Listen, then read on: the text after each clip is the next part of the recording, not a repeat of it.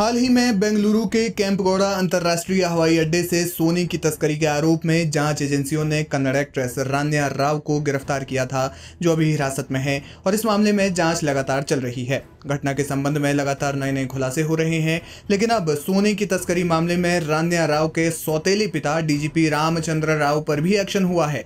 अधिकारियों ने शनिवार को बताया कि उन्हें अनिवार्य छुट्टी पर भेज दिया गया है।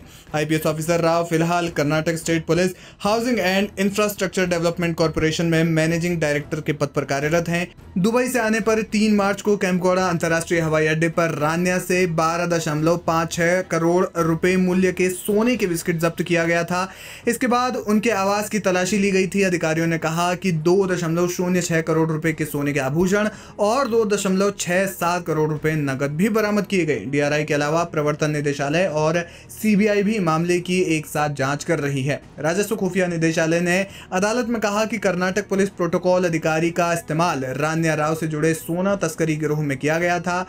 रान्या को जमानत देने के खिलाफ अपनी दलील में केंद्रीय एजेंसी ने आर्थिक अपराधों के लिए विशेष अदालत को बताया कि आरोपी ने इस साल जनवरी से 27 बार दुबई यात्रा की थी। डीआरआई ने कहा कि अब तक की जांच में सोने की तस्करी में इस्तेमाल की गई कार्यप्रणाली, सुरक्षा को दरकिनार करने के लिए राज्य पुलिस प्रोटोकॉल अधिकारी का इस्तेमाल, सोना खरीदने के लिए भारत से दुबई में धन स्थानांतरित यानी ट्रांसफर करने के लिए हवाला और लेन देन के साथ बड़े गिरोह की संलिप्तता का पता चला है।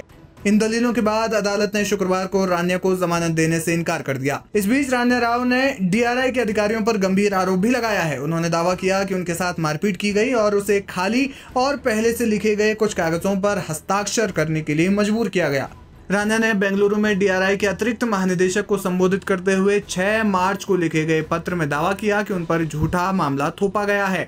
उन्होंने पत्र में कहा कि दुबई से लौटने पर उनके खिलाफ 14 किलोग्राम से अधिक सोना ले जाने का गलत आरोप लगाया गया था। रान्या ने आरोप लगाया कि आपके अधिकारियों ने मुझे ये बताने की अनुमति नहीं दी कि मैं इस मामले में निर्दोष हूँ।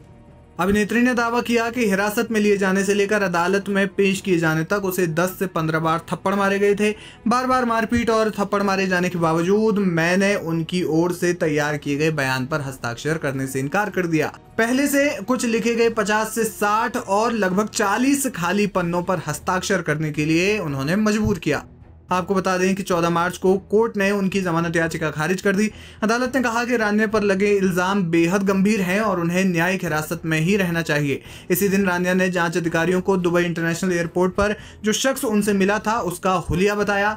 इसी शख्स ने रान्या को सोना दिया था, जिसे लेकर वे कैंपगौड़ा अंतर्राष्ट्रीय हवाई अड्डे के लिए रवाना हुई और जांच अधिकारियों ने उन्हें गिरफ्तार कर लिया।